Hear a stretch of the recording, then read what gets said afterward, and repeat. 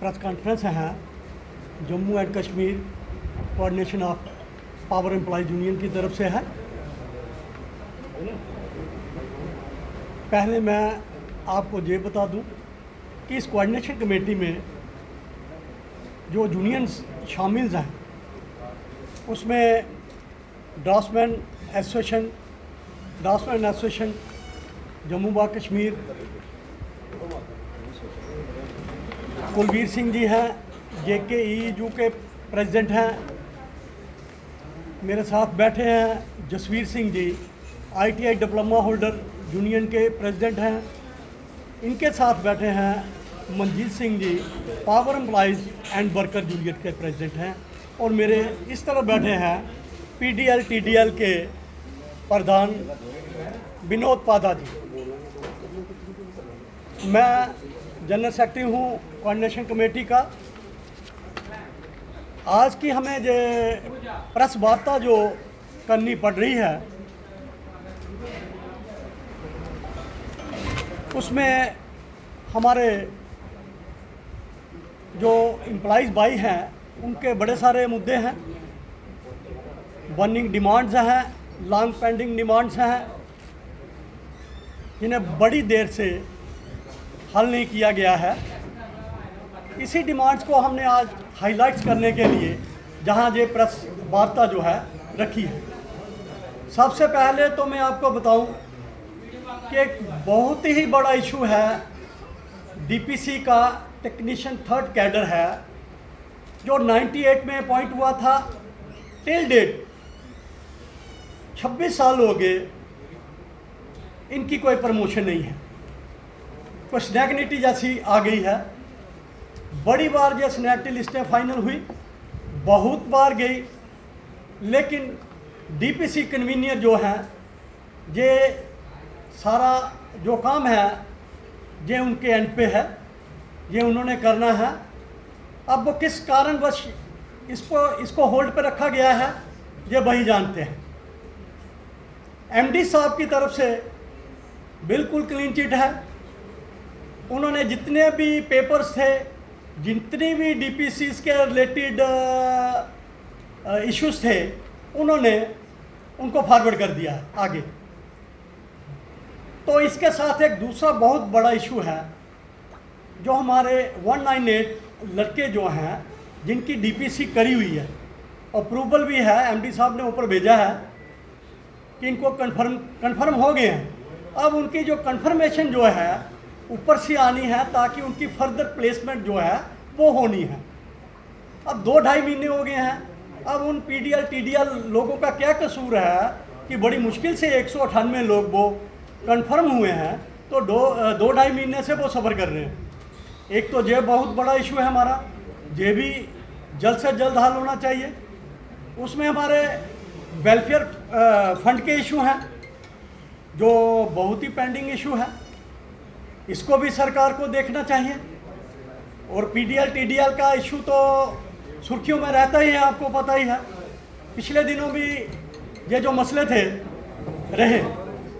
मैं तो यूँ कहूँगा कि ये जो कोऑर्डिनेशन कमेटी बनी हुई है, पर्टिकुलर जब कोऑर्डिनेशन कमेटी बनी थी इतनी यूनियंस को अमलगम करके, तो वहाँ हमारा एक ही एजेंडा था, आप लोग याद करिएगा। मैंने तब भी यही बोला था कि हमारा प्रायोरिटी पे ये लोग रहेंगे, PDL TDL लोग, इनको हमने कंफर्म करवाना है, इनको परमानेंट करवाना है। क्योंकि डिपार्टमेंट में तो इश्यूज तो बहुत सारे हैं, लेकिन इनका इशू सबसे प्रायोरिटी पे है कि ये वही लोग हैं जो सारे सिस्टम को चलाते हैं। यही लोग हैं जो दिन रात काम करते हैं। आपने देखा होगा कि रात को अगर 2 बजे बिजली स्नैप होती है तो 2:30-3 बजे वो रिस्टोर होती है। हमारे पास कोई ऐसा डिवाइस नहीं है, PDD के पास ऐसा डिवाइस नहीं है कि वो हम वहाँ से घर बैठे उसको प्रेस करेंगे तो पावर ऑन हो जाती है। ये मेरे भाई यही हैं PDL TDL वाले जो दिन को भी काम करते हैं, रात को भी काम करते हैं, और 20-20 साल से ये उम्मीद बनाए बैठे हैं कि कब हम लोग परमानेंट होंगे, कब हम लोग परमानेंट होंगे, कब हम लोग परमानेंट होंगे। तो मैं सरकार से यही अनुरोध करूंगा कि सबसे पहले पावर एम्प्लॉइज़ कोऑर्डिनेशन कमेटी की अपील है आप लोगों को, एलजी साहब को, कमीशन सेक्रेटरी साहब को, कि सबसे पहले जो मुद्दा है इन लड़कों का हल होना चाहिए जो अपनी जान की बाजी लगा के दिन रात पोल पे चढ़ रहे हैं। हमारे एक खून पे ये लड़के पोल पे चढ़ते हैं और 11 KV को पकड़ते हैं। इनका मुद्दा प्रायोरिटी पे होना चाहिए। उसके बाद हमारे क्लैरिकल भाई हैं जो जूनियर असिस्टेंट्स हैं, उनको भी प्रमोट करना चाहिए। बहुत पेंडिंग मसले हैं उनके। हमारे हेड क्लर्क्स हैं, कितनी पोस्ट वेकेंट पड़ी हुई हैं, उनको भी फिल करना चाहिए। क्लैरिकल स्टाफ की तो हर डिवीज़न हर सब डिवीज़न में डेफिशिएंसी है, कमी है, उसकी तरफ तो कोई ध्यान नहीं दे रहा, उसको भी करना चाहिए। उसके बाद हमारे ड्राफ्ट्समैन भाई हैं, ड्राफ्ट्समैन भाई हैं, DM लगते हैं, ड्राफ्ट्समैन लगते हैं, SDM बनते हैं, उसके बाद ये हेड कंप्यूटर बनते हैं। इनको गेस्टेड कैडर में इंक्लूड करना चाहिए। इनकी जो सेवा है इनको देखते हुए इसको करना चाहिए, गेस्टेड कैटेगरी में इनको मर्ज करना चाहिए।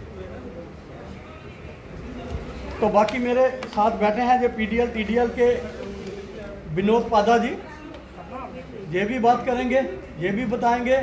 और हमारे ड्राफ्ट्समैन एसोसिएशन के ये अभी थोड़े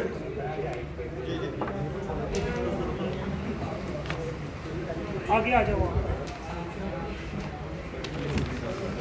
जी जी बोलो। पहले तो मैं सभी मीडिया कर्मियों का शुक्रिया अदा करता हूँ।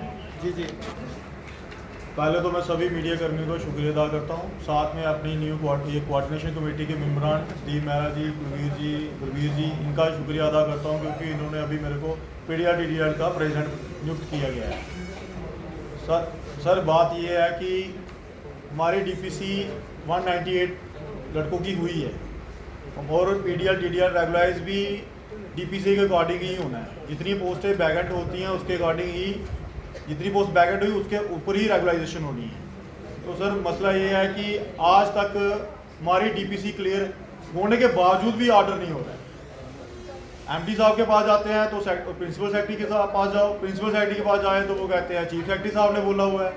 सर मैं अगर आपके माध्यम से ये चीफ सेक्रेटरी तक बात पहुँचाना चाहता हूँ, सबसे इंसेशनल सर्विस आपकी माता वैष्णो देवी में चल रही है।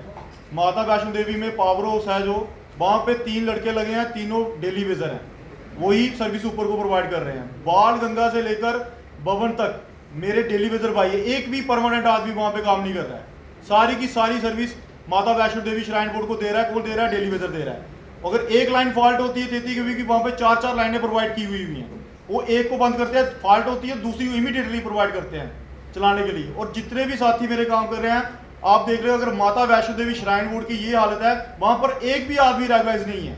जो भी आदमी काम कर रहा है डेली विजिट कर रहा है, बाण गंगा से लेकर भवन तक, और पावर हाउस जो ऑपरेट कर रहे हैं लाइन 33 के भी सारे वही कर रहे हैं। सर उसके बावजूद इतनी मेहनत कर रही है, डे नाइट 24 आवर्स वर्किंग कर रहे हैं, उसके बावजूद जब हमारा एक ही है, हम कोई ज़्यादा नहीं मांग रहे हैं, हम वैकेंट पोस्ट के ऊपर अपना ऑर्डर मांग रहे हैं, तो उस पर कोई क्रिएशन नहीं करनी है, कोई फंड्स का क्रिएशन नहीं करनी है, कोई नया फंड्स भी नहीं लेना है, फिर आप हमारे इस काम को क्यों रोक रहे हो? अगर आपने नहीं करना है तो मैं चीफ सेक्रेटरी साहब से सीधे बोलता हूँ एक एप्लीकेशन निकाले और सीधा लिख के दे दे, हमने किसी को नहीं रखना है, आप अपना काम देख लो